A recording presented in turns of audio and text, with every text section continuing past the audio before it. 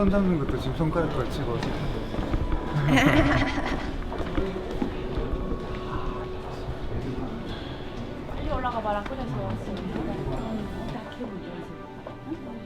A wedding rehearsal. The big day is still a few weeks ahead. 저의 이름은 주찬양입니다. 나이는 25살입니다. 한국 나이로. 사이즈 큰데? Chan Yang, with her fiancé Xin Young and mother, is sampling the menu and venue for her wedding banquet, which will take place here soon. Just a few years ago, Chan Yang never imagined that life would take her here, to this land of such plenty.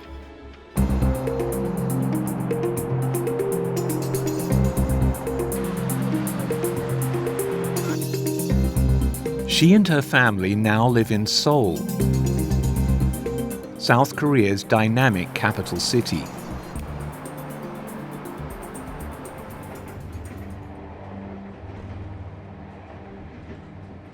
But they're from one of the most isolated and repressive nations on earth, where she spent most of her childhood starving. 한 10년 동안, 1991년도부터 한 2000년도 그때까지는 정말 힘들었어요. 그때 많은 분들이 북에서 굶어 사망하셨고 저희 어머니 외갓견 두고 때 다 돌아가셨거든요. Chan Yang grew up in North Korea, also known as the Democratic People's Republic of Korea, or DPRK, which in the 1990s suffered an immense famine due to the political policies of the country's leaders. According to United Nations estimates, up to 2 million people died of starvation. North Koreans risked their lives to shoot this present-day footage inside the country. 북한이 본래 공산주의, 사회주의, 계획 경제 아래에 배급 체제, 공급제로 이루어지는 그런 제도였는데 배급 체제가 잘 이루어지지 않았어요. 그래서 항상 어머니하고 아버지가 저희 배를 채워주시기 위해서 조금 작게 있는 나달에 쌀 이렇게 시라지라고 해가지고 야채 있잖아요. 정말 많이 섞어가지고 쌀밥은 생산도 못했고 옥수수가 주식이었는데 그것조차도 이렇게 넉넉치는 않았어요. 그 당시에는. The Kim family, who've ruled North Korea since the 1940s, have used the state to build the country's military might, including, allegedly, nuclear weapons, instead of feeding their people. The government, both then and now, runs the country with an iron fist. Any dissent penalized with torture, incarceration, or death. North Korean people basically understand that if they express the wrong kind of thoughts, the whole family can be punished. This could mean that they're sent to, an inhospitable part of the rural countryside, or it could mean that they're actually just sent completely to a political prison camp and completely shut off from even other ordinary North Koreans. Torture is tragically just a part of a criminal investigation in North Korea. And executions also, the North Korean government uses public executions still to this day in order to send a message and to spread fear. And because all media and internet are state-controlled, ordinary people have no access to the web or foreign press and are led to believe that this is the normal way to live. But against this backdrop of terror and control, Chan Yang's family secretly listened to radio broadcasts from the outside world. 외부 정보를 접하다 보니까 우리가 섞고 살았다고 느끼게 됐어요. 그때 아버지가 우리 자식들은 이런 데서 살게 할 수 없다. Somehow, he had to get the family out to have a chance of a decent life in South Korea. 아빠가 1차로 먼저 가지고 나머지 가족들이 이렇게 먼저 가게 되고 제가 남았을 때는 18살 그때였어요. 저는 개인적으로 그렇게 생각했어요. 나 인질처럼 남으면 가족들이 안전하게 탈북할 수 있겠지라는 그런 생각이 있었거든요. 근데 항상 보이부의 감시를 받으면서 아버지가 딸이 집에 있으니까 오지 않을까 계속 감시하더라고요. The punishment for defectors, if they are caught, is definitely imprisonment and perhaps execution. 되게 지금도 생각하면 마음이 아픈 거는 가족들이 탈북한 다음에 정말 가족들이 무사히 탈북 성공하기를 간절히 빌었죠. 근데 한국의 아빠 엄마가 무사히 갔는데 우리 지금 분명 한나라 땅에 있는데 몇 시간이면 갈 수 있는데 같은 나를 바라보면서 갈 수 없잖아요. 그래가지고 되게 만날 수 없나 뭐 이런.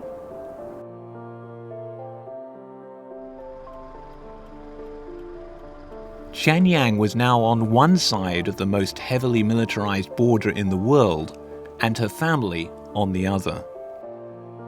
진짜 몇 시간만 차를 2시간만 타고 가면 내 가족이 있는데 못 만나.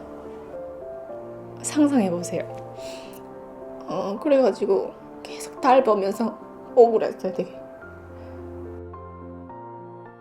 Shanyang's mother also suffered. 그 정말 자식을 두고 왔다는 그런 고통은 뭐 어디 다른 데다가 비기지 못하겠더라고요. 밥도 뭐 대한민국의 진수성찬을 차려놔도 그게 맛이 없고 그러니까 정말 잠도 자도 말편잠 못 자고 악몽에서 헤매죠. The problem of Korea also. The tragic division of the two Koreas took place decades ago, when the peninsula was torn apart by one of the most brutal civil wars the world has seen.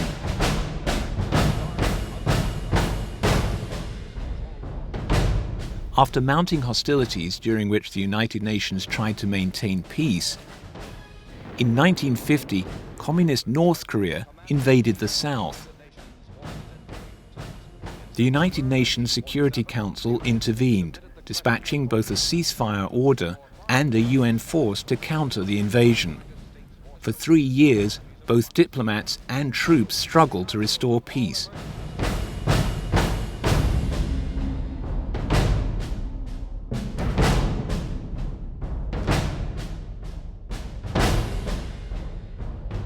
Eventually, a 2-mile-wide buffer zone was established between the two sides.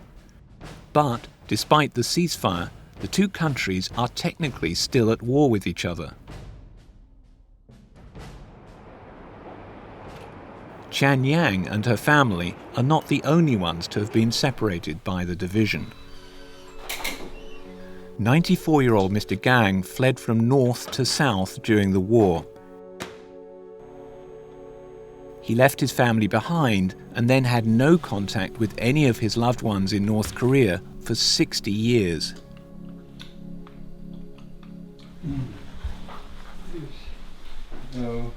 Today, he tells his story to Marzuki Darazman, an independent expert.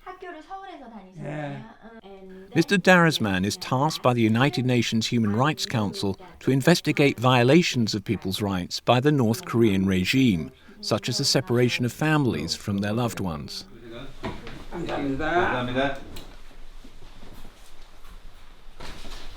Family reunion should not be seen as a humanitarian issue. It's a human right in itself. 60,000 families known to be separated. We are appealing and pushing the South Korean government also to give it the highest priority, actually, in reaching out to the North Koreans. 전 세계에서 가족이면서 서로 연락도 못하고 만나지도 못하고 하는 그런 지역은 아마 한반도가 유일하다라고 생각이 됩니다. Ha-moo Jin from the South Korean Ministry of Unification says some 6 to 7 million people on both sides remain separated from loved ones. 남북이 이산가족 문제를 본격적으로 논의하기 시작한 것은 1970년대부터입니다. And thanks to these efforts, there has been some progress. Mr. Gang was chosen to take part in a reunion of divided families, one of just 20 such meetings since 2000. Family members from the South, most of them now in their 80s, travel to the North to meet their long-lost loved ones. Mr. Gang, who'd applied to meet his sister, found instead that he had a son he didn't even know existed, who'd been born to his former wife. 그러니까 얼굴에 그 향수라든가 그 모습이 다 비슷하더라고. 그래 결국 알아본 그 내용적으로 갖다는 자식이 확실하다는 걸 알게 되는 거죠.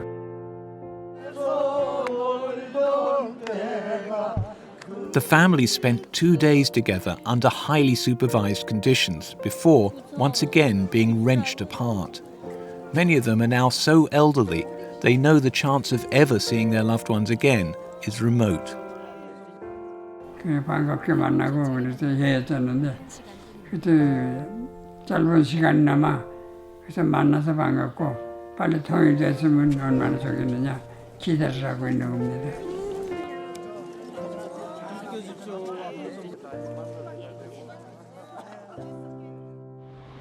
Mr. Darasman also seeks an end to the division of the countries and the suffering of the people.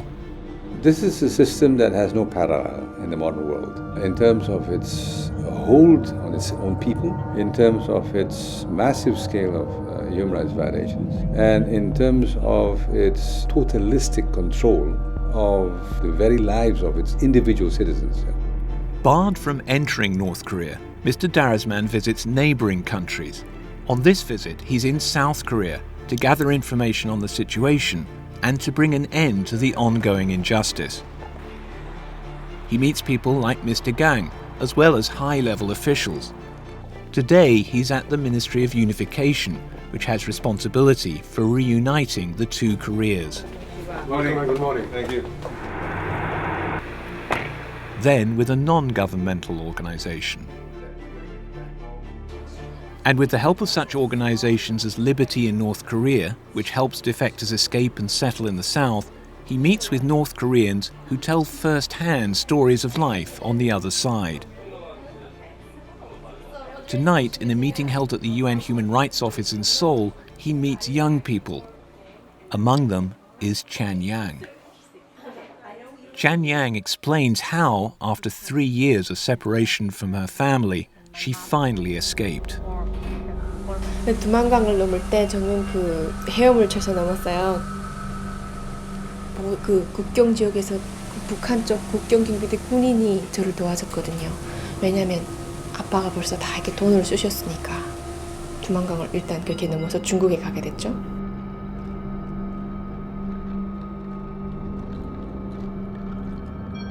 She underwent a dangerous onward journey through China. If North Koreans are caught, the Chinese authorities, against international agreements, usually send them back to North Korea. 달고 있던 거를 눕히게 되잖아요. 그러면 저 같은 경우는 거의 완전 사형감이죠. 완전. And then on to Thailand, where she was transferred to South Korea and finally reunited with her family.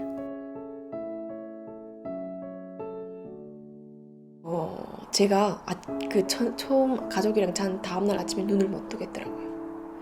그러니까 엄마가 막 부엌에서 요리를 하고 아버지 목소리도 들리고 동생들 목소리도 들리는데 눈을 못 뜨겠더라고요. 이게 막 꿈 같아서 눈을 딱 뜨면 무엇인가 막 깰 것 같은 그런 거. 질문이 시골 생활하면서 3 years have now passed and Chan Yang's life has taken a new direction. Are you nervous? A little bit. Exciting. Okay. 라디오를 저희가 뭐 근 10년을 들으면서 아빠가 Through my story, people can understand North Koreans' life. Even I'm on the TV show, even on the in front of camera, I'm not actress, you know. I'm just normal people from North Korea. 오늘도 귀한 손님 두 분 함께 나와 계십니다. 주찬양 자매님. 국동방송을 저희가 들으면 이해가 잘 안 되는데 아버지는 그나마 들으시더라고요. 계단 나무 위에 놓고. 저는 북쪽에 있을 때 몰래 진짜 목숨을 걸고 그 자유의 목소리를 들었던 경험이 있잖아요. 그러니까 또 다른 저 같은 사람들이 고향에 있을 것이다 라는 그런 믿음으로 저도 이거를 하는 거죠. Chuyang, actually, it's her first time to the United States, and so please give it up for Chuyang.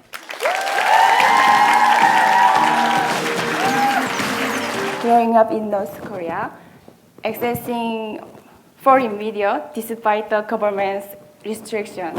Chuyang is a great example of the value and the role that North Korean refugees can play. Because she's helping South Korean and even international audiences understand a lot more than we used to about North Korea. So I'm so happy now.